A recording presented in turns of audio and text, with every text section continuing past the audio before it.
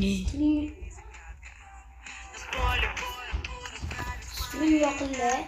Mana. Assalomu alaykum hammaga. Qaysi favdo chebratlar? Assalomu. Mochim otilmadi. Nima? So'lvis qaysi edi? To'rga to'raç. To'rga to'r bo'lmaydi. Qaysi edi bilet? Nima? Parkur oching, parkur. Ha, parkur oching, parkur o'ynaymiz. Mana bizning do'stimiz, streamerchi akamiz. Uning YouTube kanallari bor. Nomlari Zinha Pubigin. Qaniydi bilan. Ab kechagina o'ynagandim-da. Qanaqa? Nima kema bu? Kema? Mana shu. Bu yerdan parkur deb bering, qidiruvdan.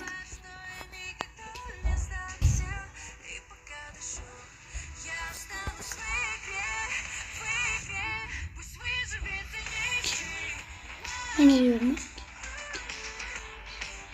Kema.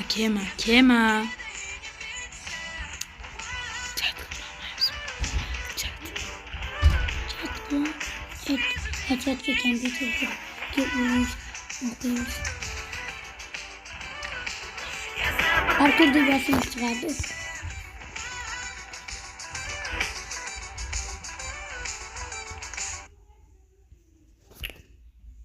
Mana parkur deb yoz. Mana parkur. Bular bo'lmaydi. Ma. Bo'lmasa o'shanaqilardan qo'yaveramiz. Bo'ldi, linklar qilaymi? Ha, link qiling. Linklarda. Bugun ko'padan kirmaydi-da. Avvalgi shunday o'ynaydik.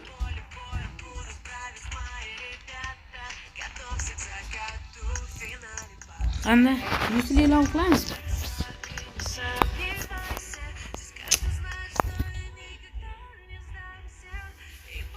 Hikmisiz? Birga birmi? Da, o'ynab chiqaylik.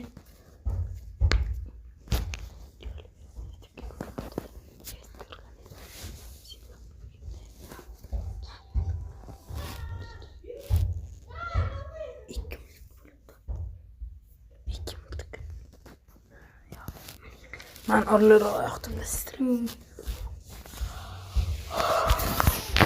Birga bir.